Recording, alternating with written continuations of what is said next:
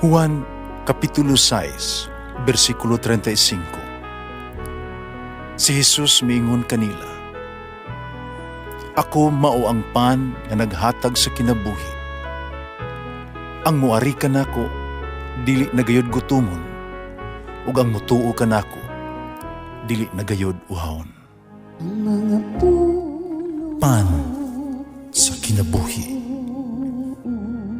maglikon unta sa mong pagtuo ug gagaka kami sa pagtuman sa imong mahal nga kasuguan.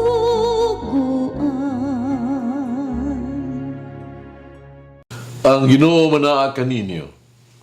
Ang Santos Ebanghelyo sumala ni San Mateo.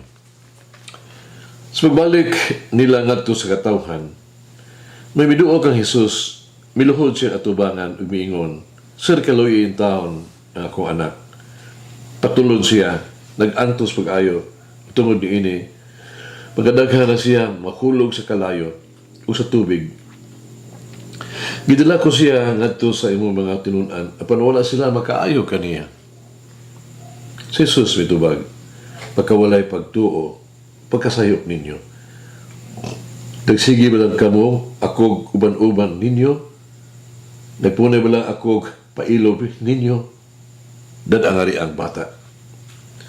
Nagibanduan ni Jesus ang yawa ng mugula ni inigikan sa bata o naayo diha-diha ang bata. Unya, miduog kang Jesus ang mga tinun-an nangutana kaniya. Nganong wala man kami makapagula sa yawa?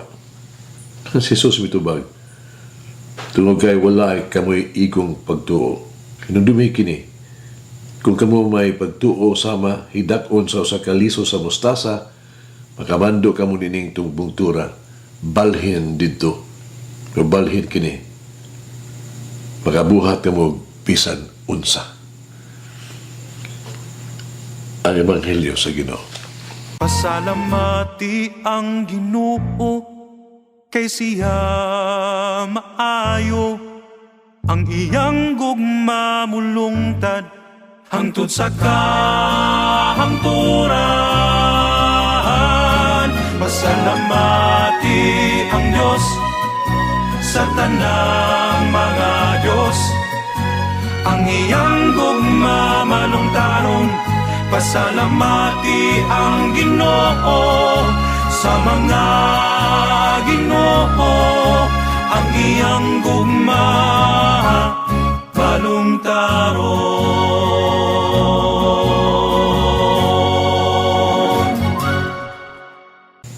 Ebanghelyo karong adlaw usa ka hangyo alang kanato sa pagbalik kadto sa Dios, return to God.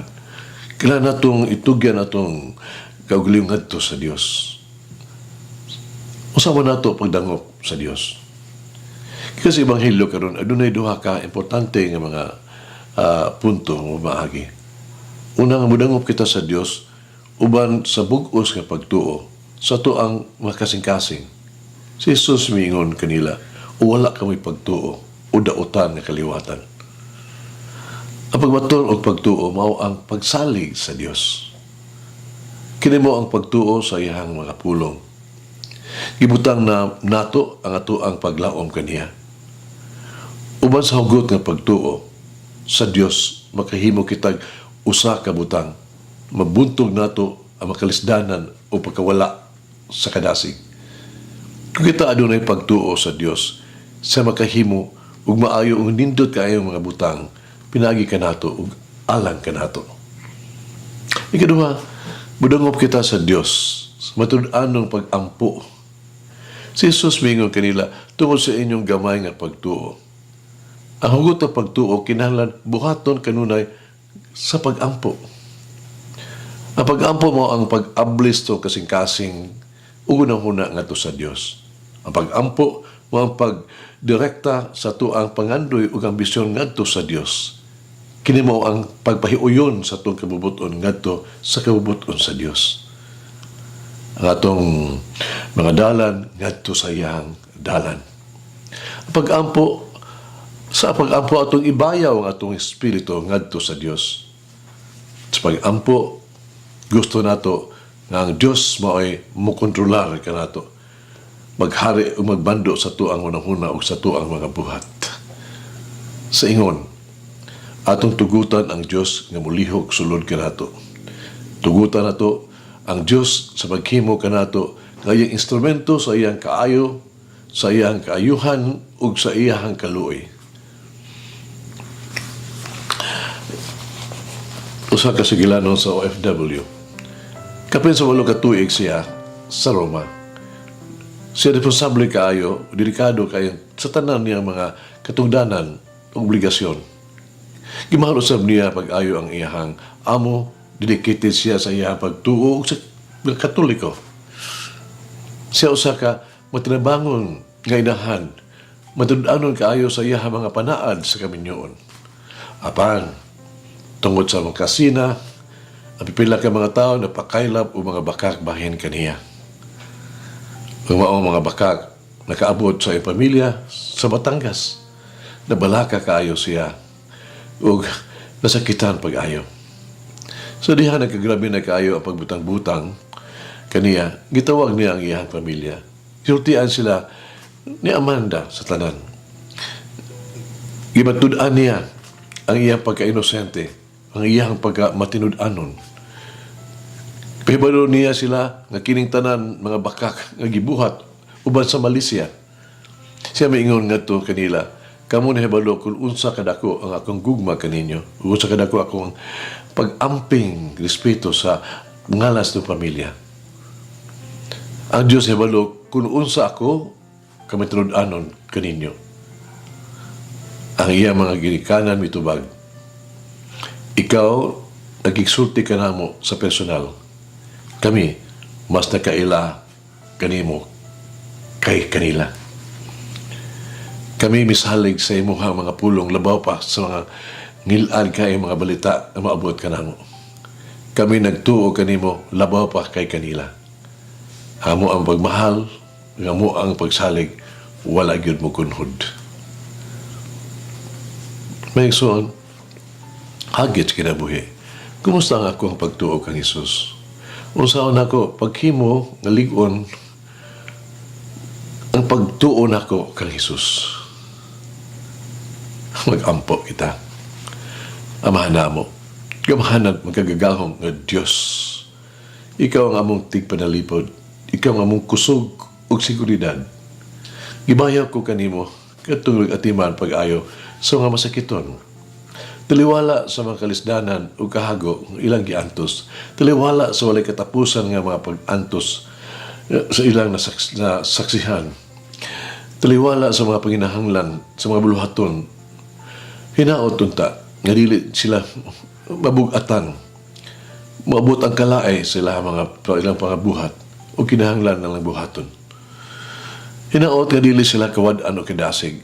Hinaot nga dili sila mapakyas. Ako nag-ampo na pinaagi silang dili hinakog nga aksyon. O pag-amuma sa mga paningkamot. Hinaot nga sila madala o kaayuhan sila mga kialagaran. Kalipay tiliwala sa makasubo, paglaong tiliwala sa kalisdanan. Amen. Mama Mary, help us to find encouragement in our struggles and build our lives on God's love. Iguna kami, ubani kami. Liguna kami sa mga pagpuyo ng kalisdanan sa kinabuhi. Untang among kinabuhi. Umarog diha sa kinabuhi sa gugma sa Dios kanunay. Umalangin ang Diyos magiginaon sa tanan. Amahan, Anak, Espiritu Santo. Amen. May the Lord of the divine mercy bless us all. Heal us from all diseases and suffering. Ayun unta niya kita, tanang mga sakit na sa lawas o sa kalag, body and soul.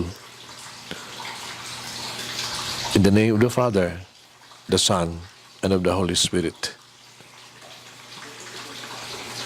Jesus, I trust in you. Amen. Whoever is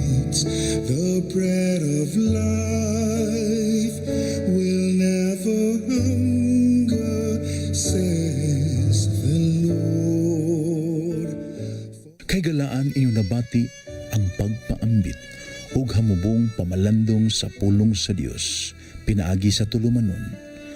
Pan sa kinabuhi nga gidumala ni Monsignor Daddy Silva. Hangtod na usab sa sunod higayon, daghang salamat. The bread of life.